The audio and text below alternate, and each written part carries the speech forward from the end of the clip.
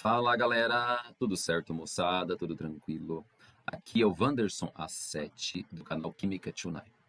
Moçada, eu vou resolver com vocês nesse vídeo as questões de número 11 a 15 da prova de conhecimentos específicos da UEPG. Estou falando do vestibular de outono de 2022. Bora lá? Bom, primeira questão que eu vou resolver com vocês nesse vídeo, a número 11, diz assim: a termoquímica é o estudo científico da energia térmica consumida ou produzida por reações químicas e ou transformações físicas. A título de exemplo de estudo termoquímico, considere que, em condições adequadas, o óxido nítrico, que é o NO, pode reagir com o cloro e com o peróxido de hidrogênio para produzir nitrato de hidrogênio e cloreto de hidrogênio, de acordo com a equação química seguinte. Então, observe, equação número 1. Ela está bonitinha, mas você não tem o ΔH. Ah, então ela é a minha reação problema. Pode ser, perfeito. Beleza. Considerando as informações descritas acima e as equações químicas demonstradas abaixo, ele está falando disso aqui, ó. Essas duas dicas, essas duas equações conhecidas. Beleza? Assinale o que for correto. Primeiro item. Quando a reação ocorre de acordo com o sentido descrito na equação número 1, há a liberação de energia. Bom, não tem como eu saber se tem liberação ou absorção se eu nem sei o valor de ΔH, mas eu vou calcular ele agora. Vamos lá? Bom, eu poderia utilizar a lei de Hess para resolver isso. Por quê? Porque eu tenho duas equações conhecidas. Dá para somar essas duas e tentar chegar na equação problema. Wanderson, mas se eu somar as duas que me foram dadas, não vai dar a equação problema. Mas você pode dar uma ajeitada nelas. Quer ver que bonito? Na equação problema, eu preciso de NO do lado esquerdo.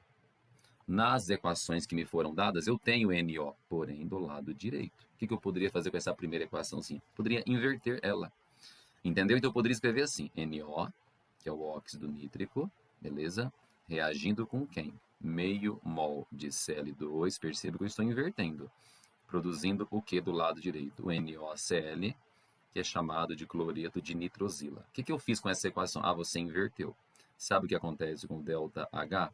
Você troca o sinal. Era mais 37, passa a ser de menos 37 kJ para cada mol.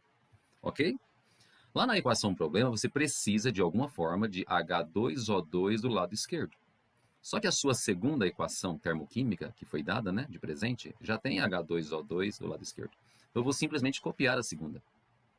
Na segunda equação você vai escrever assim: NoCl, vamos manter da forma como está.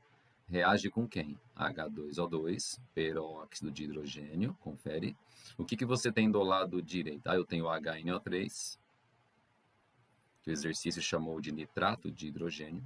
E mais o que você tem? Tem o HCl, pronto. O que o Wanderson fez com essa equação? Ele copiou, manteve, portanto, ΔH se mantém também. Então, ΔH dessa segunda é igual a menos 143 kJ por mol. Agora, o segredinho da lei de Hess, eu tenho que fazer com que a soma de duas equações, dessas duas, resulte na minha reação problema. Tá, mas se não der certo, vamos tentar aqui, ó, fazer um risco. Vamos somar essas duas. Primeira coisa, você deve ter percebido que dá para cortar alguém, né? O NoCl dá para pensar como sendo um intermediário. Some com ele, né? Beleza? Vamos somar tudo que sobrou? Vamos lá. Lado esquerdo sobrou para a gente NO, que é o óxido nítrico, mais meio mol de quem? Do Cl2, mais quem? H2O2, está acompanhando? Agora vamos ver o que sobrou do lado direito. Ah, sobrou o HNO3, você está acostumado a chamá-lo de ácido nítrico, e sobrou HCl. Você percebeu que a soma dessas duas equaçõezinhas resultou exatamente na equação que eu queria, que era a minha equação problema? Percebeu isso? Bom, se essa reação aqui ela é a soma daquelas outras duas que estão mais para cima, significa o quê, Wanderson? Que o ΔH dessa reação problema é a soma dos dois deltas H de cada etapa. Portanto, o ΔH dessa reação global seria a soma dos dois valores. Menos 37 com menos 143, eu acredito que vai dar menos 180 kJ por mol. Opa, se deu sinal de menos é porque o processo é exotérmico. Se é exotérmico, acontece liberação de energia. Portanto, item 1, quando a reação acontece de acordo com o sentido descrito na equação 1, há a liberação de energia, ok. A variação de entalpia padrão da reação descrita na equação é igual a menos 180, acabamos de encontrar esse valor. O processo descrito pela equação 1 é exotérmico. Bom, se libera energia, ele vai ser exo. 8. O aumento da temperatura desloca, a reação no sentido dos reagentes. Bom, faltou dizer que a reação é reversível. Ela vai e volta. Ela normal seria exotérmica. Acabamos de calcular o ΔH. Se você pensasse nela ao contrário, ela seria endotérmica.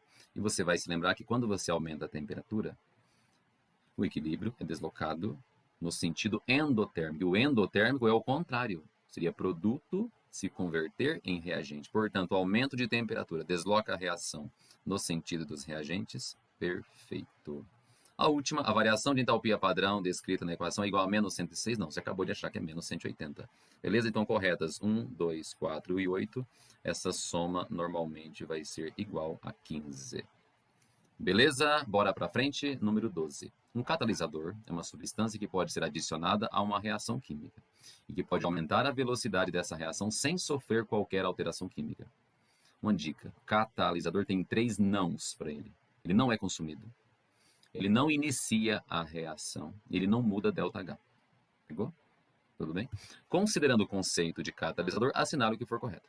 No final da reação, o catalisador permanece inalterado em composição e em quantidade. Acabei de falar que ele não é consumido. Continua bonitinho, do mesmo jeito e na mesma quantidade. Perfeito. O catalisador, em princípio, ele pode ser recuperado no final da reação. Ele é reutilizado em um novo processo. Bom, você sabe que ele não é consumido, ele está lá no final. Às vezes é viável você retirar ele do meio reacional, e aproveitá-lo de novo. É o que está dizendo no item 2. Um catalisador altera a velocidade de uma reação química por meio do abaixamento da energia de ativação. Vamos relembrar rapidão. Vamos pensar numa reação do tipo... Opa, rabisquei sem querer aqui, só um minutinho. Vamos pensar numa reação do tipo exotérmica. Tem reagente, aí você passa por uma barreira de ativação e depois você tem produto. Lembra? Aqui está o reagente, lá no final está o produto e aqui em cima tem o tal do complexo ativado. Essa barreira que a reação tem que passar, essa montanha, esse quebra-molas, é chamado de energia de ativação. Beleza? O que o catalisador faz? Ele cria um quebra-mola mais baixo. Isso aqui. Acaba sendo um caminho mais fácil. Entendeu? Ele cria um caminho mais fácil. Com menor energia de ativação, portanto, a reação vai ser mais rápida. Um catalisador altera a velocidade de uma reação por meio do abaixamento da energia de ativação. Perfeito. A presença de um catalisador não altera os valores de energia de reagentes e produtos. Lembrem-se que eu falei agora há pouquinho. O catalisador não altera ΔH. Portanto, o reagente continua morando no mesmo nível, o produto também. Beleza? Então, ele não altera valores de energia de reagentes e produtos. A catálise é classificada como homogênea quando os reagentes formam um sistema monofásico com o catalisador. De repente, você tem uma reação onde todos os reagentes são gasosos e o catalisador também é gasoso. Gasoso é uma fase só, catálise homogênea. Confere, beleza? Mas se de repente tem uma reação com reagentes gasosos e o seu catalisador é sólido, tem 2 fases nisso. Essa catálise é hétero, confere? Portanto, o item 16, catálise é homogênea quando reagentes formam um sistema monofásico com o catalisador. Perfeito. Beleza? Essa soma deve ter dado 31. Bora para frente? Questão número 13, super bonitinha de química orgânica. A respeito do composto 2,5-dimetil-3-hexeno, mais correto seria X3-eno. Beleza? Mas não está errado, né? Assinale o que for correto. Primeiro item. Submetendo esse alceno a uma reação de ozonólise, o produto final será um aldeído. Vou usar um método bem bacaninha, bem rápido para resolver isso aqui. Vamos desenhar primeiro esse alceno. 3-hexeno ou X3-eno. Quantos carbonos tem? Ah, deve ter 6, Wanderson. 1, 2, 3, 4, 5 e 6. 3-hexeno. No carbono 3 tem uma dupla. As demais devem ser de que tipo? Simples. 2,5-dimetil. Então, você vai pendurar no carbono 2 um metil, um CH3. No carbono 5, você vai pendurar outro. Beleza? Eu vou desenhar os hidrogênios só dos carbonos da dupla, para não perder tempo. Esse é importante desenhar. Tá bom? Tá prontinho o esqueleto resumido do 2,5-dimetil X3-eno.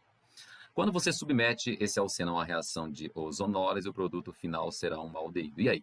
Bom, quando acontece ozonólise, você quebra a dupla completa. Ozonólise é reação com ozônio, com O3. Mas o que vai acontecer, Wanderson? Um dos oxigênios gruda nesse fragmento aqui. O outro oxigênio do ozônio gruda nesse outro fragmento. Mas cadê o terceiro oxigênio do ozônio? o terceiro gruda na água, porque essa reação tem uma hidrólise, o terceiro oxigênio gruda na água e forma H2O2, que não vem ao caso agora. Eu quero que você entenda que você formou, daquela única molécula, formou duas coisas orgânicas. Mas são duas moléculas iguais, consegue perceber? Isso aqui é um aldeído, isso aqui é um outro aldeído idêntico. Só são idênticos porque a molécula tinha simetria, a dupla estava bem no meio. Está dizendo que o produto final será um aldeído. Perfeito. Você formou duas moléculas, mas as duas são iguais. É um composto, é uma substância só. Pegou? Entendeu? Então, o primeiro item, ele está Tunai. Opa, zoou aqui. Tunai forever, o primeiro item. Beleza? A segunda, realizando uma oxidação enérgica com esse alceno, a enérgica é aquela mais exaustiva, que fornece mais oxigênios. O resultado será a formação de um ácido carboxílico e de uma acetona. É verdade isso, Wanderson? Quando você faz a enérgica, se tiver aldeído por perto, ele oxida para mais um degrau. Ele sobe um degrau, vamos dizer assim. Ele vira o quê? Ácido carboxílico, ele ganha mais um O aqui, mais um oxigênio aqui. Então, forma duas moléculas de ácido carboxílico. Nesse caso, são duas moléculas iguais. Está dizendo que vai formar ácido e cetona. Errado. Já era.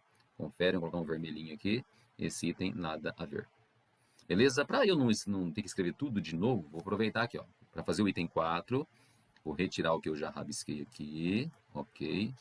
Vamos voltar para o alceno original. Pronto, ele está aqui. Item 4. A reação de adição de bromo 2 a esse alceno gera um monoaleto. Bom, alcenos adoram reagir com halogênios.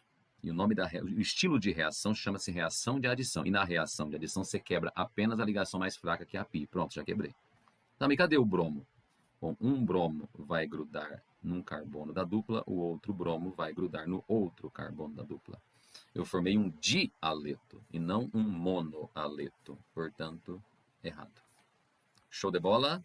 Tranquilo, já apaguei. Vamos voltar para o alceno de novo. Item 08. Se utilizarmos um peróxido na adição de HBr a esse alceno, a reação seguirá a regra de Markovnikov. Com as reações de ácidos halogenídricos aos alcenos, elas obedecem Markovnikov. Porém, quando você faz a reação com uma HBr na presença de um peróxido, a reação é do tipo anti-Markovnikov. Então, quando você usa peróxido na adição de HBr, a reação é contrária ao Markovnikov. Chama-se reação de Karash. Ela é diferente, ao contrário. Então, a reação seguirá a regra de Markovnikov? Não. Nesse caso específico, ela é anti-Markovnikov. Só um comentário, rapidinho. Nesse caso específico, usando peróxido ou não usando peróxido, o resultado seria o mesmo, porque a molécula é simétrica. Mas voltando para o exercício, quando você usa peróxido para adicionar HBr, a reação é anti-Markovnikov. Então, errado. A 16, a reação de adição de água a esse composto, na presença de um ácido sulfúrico diluído, formará um álcool. Então, agora nós vamos tacar água nisso, H2O. Mas por que tem que ter ácido sulfúrico diluído, Wanderson? Porque alcenos nem dissolvem na água, quanto menos reagir. Mas se tiver um ácido por perto, aí acontece uma reação. Então vai acontecer uma adição de água. E se a reação é de adição, você vai quebrar a ligação π. Pronto, o Anderson já quebrou. Mas daí vai adicionar o quê? Água. Num dos carbonos, você vai colocar um hidrogênio. No outro carbono da dupla, você vai colocar uma hidroxila. Podia ser o contrário? Lógico que pode. Nesse caso, pode, que é muito simétrico, tranquilo. Você percebeu que você acabou de produzir um álcool secundário, inclusive. Então, confira, o item 16 está dizendo que formará um álcool. Perfeito. Então, respostas corretas 1 e 16, que eu acho que vai dar 17. Pronto. Bora para frente. Questão 14 fala sobre polímeros. Sobre polímeros, assinale o que for correto. A celulose é um exemplo de polímero natural. Bom, você sabe que celulose é um polissacarídeo presente nos vegetais. É um polímero feito de quem? De zilhões de fragmentos de beta-glicose. Ele é um polímero natural, perfeito. É um polímero de condensação, só para citar. Por quê? Quando as unidades de glicose começam a colar uma na outra, vamos dizer assim, você vai eliminando água. Portanto, é um polímero de condensação. Acrílico é como se fosse um plástico mega resistente, inclusive, né? Em algumas situações ele substitui o vidro. Ele é um exemplo de polímero artificial.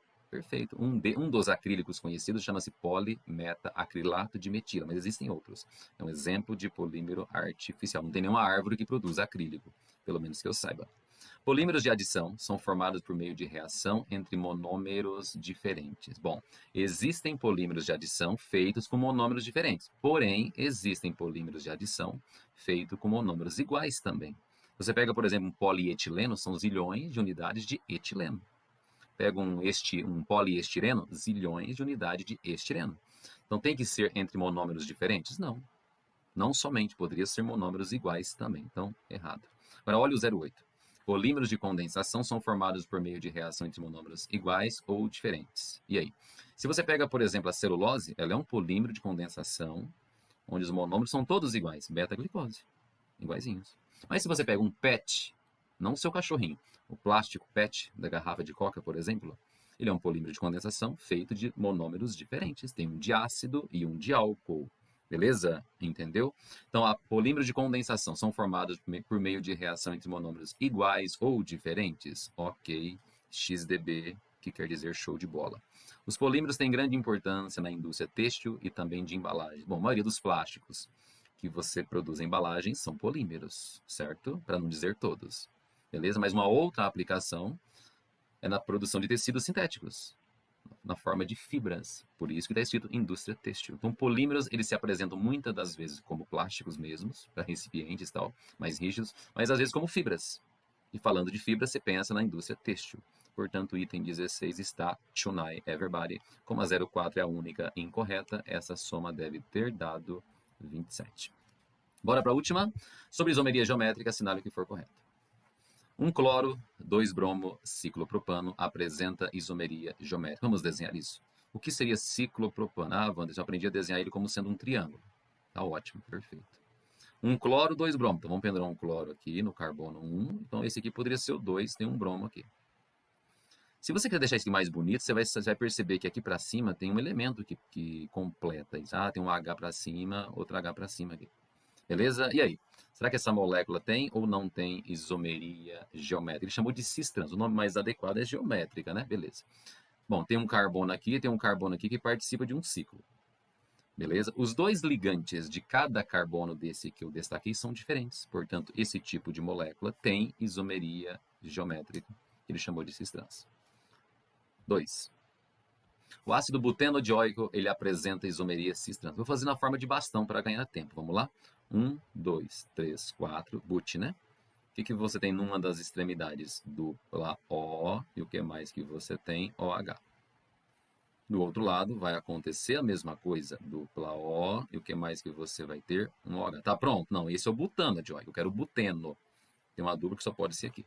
Tá, afinal, esse cara tem ou não tem isomeria geométrica? Percebam uma coisa. Tem um carbono aqui e tem um carbono aqui. Lembra que a isomeria geométrica acontece em moléculas cíclicas ou moléculas que têm uma dupla ligação entre carbonos. Bom, a dupla eu já achei, Wanderson. Perceba que deve ter um hidrogêniozinho escondido para cima aqui e deve ter um hidrogênio escondido para baixo aqui. E aí?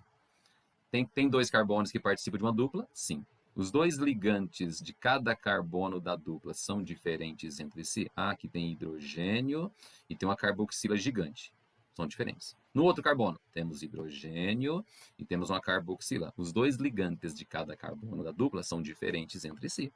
Portanto, essa molécula tem isomeria cis-trans. Só para curiosidade, esse desenho que você está vendo é o trans. Beleza?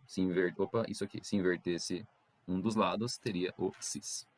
04. O pente 2-eno ou 2-penteno apresenta isomeria cis-trans. Dá para fazer a fórmula de bastão também. Quer ver que bonitinho? Pente 2-eno. 1, 2, 3, 4, 5.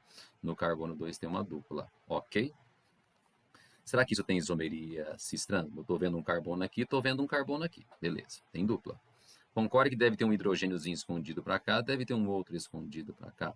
Opa, os 2 carbonos da dupla têm ligantes diferentes? Sim. Os 2 ligantes de cada carbono da dupla são diferentes. Portanto, tem isomeria cis-trans, sim. Esse exemplo que apareceu para você é o trans. Por que ele é trans mesmo? Porque se você passar um risco, um plano imaginário aqui, você vai perceber que os 2 hidrogênios estão em lados opostos, portanto é trans. Mas existe o irmãozinho com característica com configuração cis. Pente 2-eno apresenta isomeria cis-trans? Ok. 08. O dietil, desculpa, 1,1-dietil ciclobutano apresenta isomeria cis-trans. Bom, para enxergar esse cara direitinho, é legal você fazer meio de ladinho assim, ó. Não fica ruim de detectar. Não sei se isso parece, mas o Wander desenhou um quadrado aí. Nossa, que estranho. 1,1-dietil. Bom, o que é dietil? Vou desenhar o etil de maneira bem compacta. Etil nada mais é que C2H5. ou CH2 e CH3. No mesmo carbono tem um outro C2H5. Você vai perceber que todos os carbonos desse ciclo, eles têm dois ligantes iguais. Esse carbono, por exemplo, tem dois etil pendurado. Esse carbono tem dois hidrogênios escondidos. Esse carbono tem dois hidrogênios. Esse carbono também tem dois. E a condição é que em dois carbonos do ciclo, os ligantes sejam diferentes. Então, essa molécula não dá certo. Esquece. Um dietil ciclobutano não tem isomeria geométrica. E a última, 2-metilpropeno, nem precisava colocar esse 2, mas tudo bem. 2-metilpropeno apresenta isomeria cis-trans. Vamos pensar? O que você entende por metilpropeno? 1, 2, 3 carbonos, tem uma dupla em algum lugar, pode ser aqui. Metil só pode ser no meio. Pronto, ok? Tem ligação dupla? Tem. Só que os dois ligantes desse carbono em azulzinho são iguais. Então já não deu certo. Eu quero continuar. Olha para esse outro carbono da dupla. Os dois ligantes que não estão desenhados são dois hidrogênios. Ou seja, os ligantes de cada carbono da dupla são iguais. Portanto, não dá para ter isomeria geométrica no metilpropeno. Por que você falou que o 2 não é obrigatório? Porque não tem outro lugar para você colocar esse metil. Metil nunca vai estar na extremidade, é óbvio, né? Vamos fechar então? Questões, itens corretos 01, 02 e 04. Essa soma eu acho que vai ser 7. Beleza, galera? Eu espero que depois desses 3 vídeos, parte 1, parte 2 e parte 3, vocês tenham conseguido entender, compreender, né? De repente o que tinha errado, ou de repente entender alguma outra forma de resolver os exercícios, beleza? Espero muito que eu tenha ajudado. Se você gostou, dê um molde like, mais ou menos, compartilhe com a torcida do Flamengo, do Corinthians, algo assim, beleza? Um grande abraço, galera, e até o próximo vídeo. Fui!